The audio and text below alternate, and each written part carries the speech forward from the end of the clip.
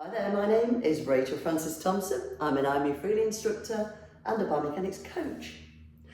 And over the next 10 or 15 minutes, I'm going to take you through a shoulder flow. So these techniques are to help prepare your shoulders and upper body, but also about performance and optimizing how we function in the upper body. So again, whether you're a beginner or whether you're a seasoned athlete, these are great techniques to prepare us for movement and help us perform stronger, more confidently and better through the upper body and the shoulders.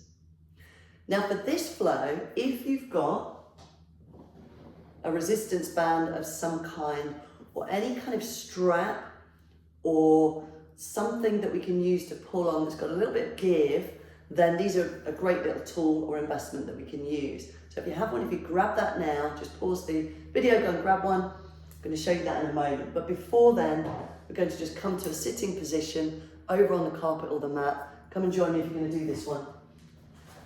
And let's take a seat first of all.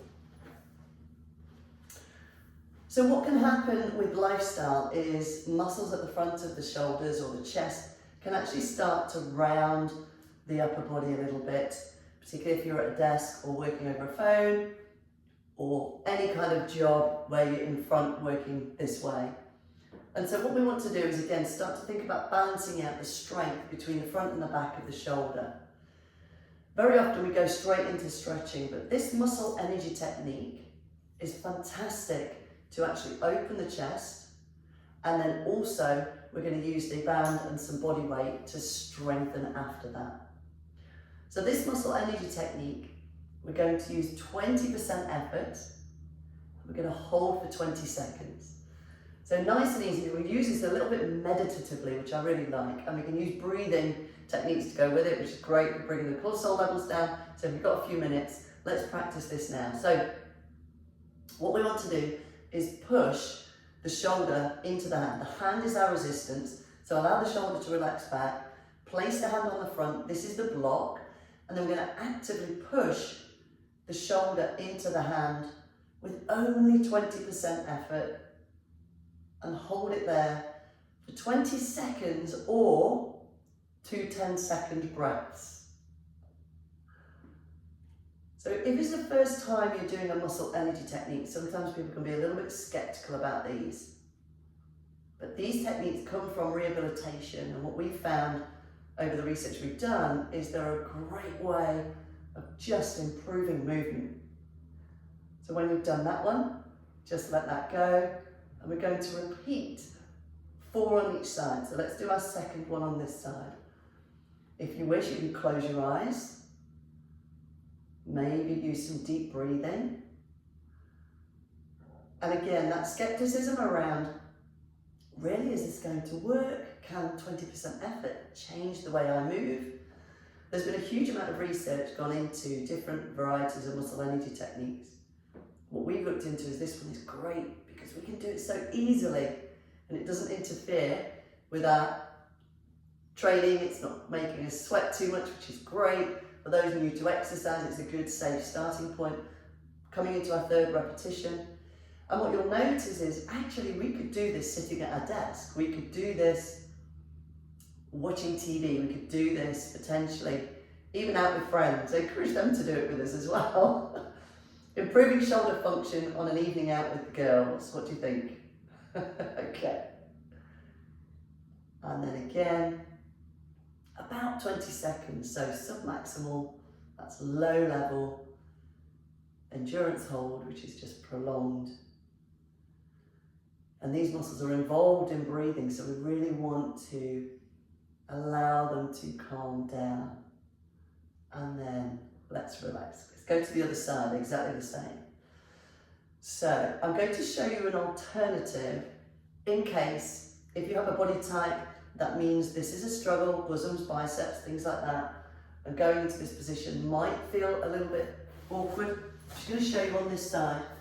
The alternative could be lying down and bringing the arm over the top to let the shoulder relax down, and then just gently pushing the shoulder into the arm. I actually prefer this one, but when I haven't got time or I'm not in a situation to lie down, then I'll do it sitting. So After your first one, just relax. Let's do that again. And this one's kind of nice. You've got the space here, the arms not being challenged by gravity as it is in sitting. Body types, this might feel a little bit easier. And then relax. I think we've got 2 more before we start to work. So again, this might be a mindset preparation, whether you're a newbie or getting ready for a run or a cycle or a swim in particular, using the upper body in the water. And then relax. And then one more.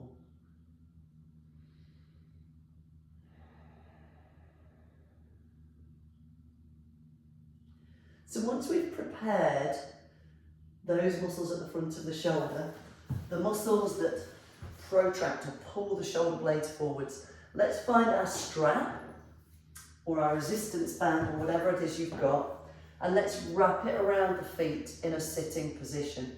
You could wrap it around a banister or the leg of a chair or something, but we want it to be opposite almost, so this is a bit low for me just here, opposite the direction we're going to go in. So I'm going to do this, I'm going to draw the shoulder blades backwards, which is the opposite motion to the problem. So if the problem is round shouldered, we're now going to draw the shoulder blades back. So let's do that. Now anything, depending again on your level, if you're a beginner, you might do this 8 times. If you're more advanced, it might be 10, 12. But you'll notice I'm not doing this quickly, I'm doing it slowly. So we really take advantage of that focused proprioception. So if anybody's finding this a challenge, keeping the arms straight, so we're not rowing, we want to really focus on the shoulder blades. If you're finding that a challenge, this is probably a really good flow for you. I've practiced this a little while, so allowing those shoulder blades, again you might close the eyes and really imagine your shoulder blades drawing back towards the spine. And when you've done your 8, 10 or maybe 12 repetitions,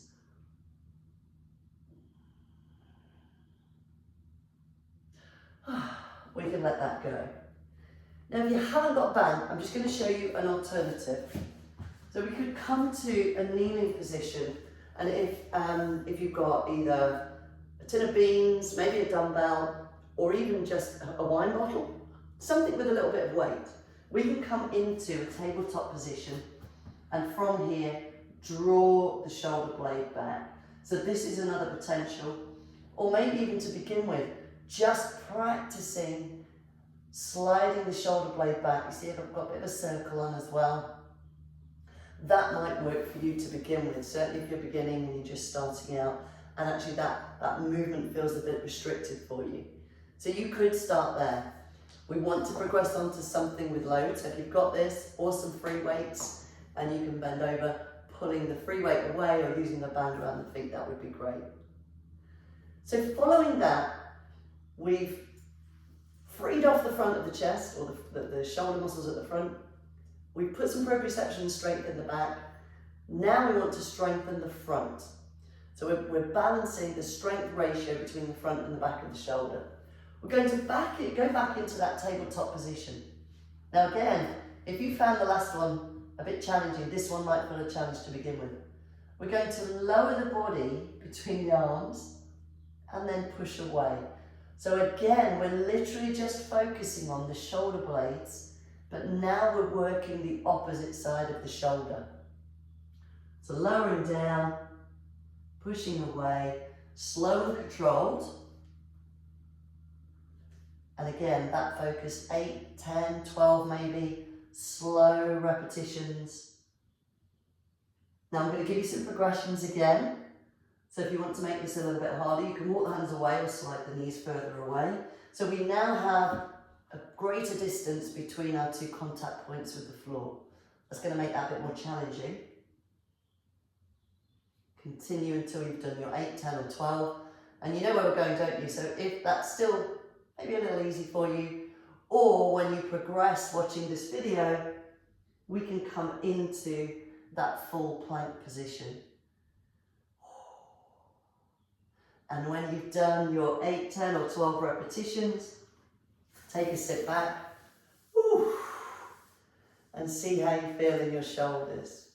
Now you could stay with those first 3, run through those 2 or 3 times in a few sets. So repeating each exercise, go back to the beginning and then repeat that again 2 or 3 times. Or if you have the strength and you want to progress on further, we're now going to bring that scapular movement into a push-up.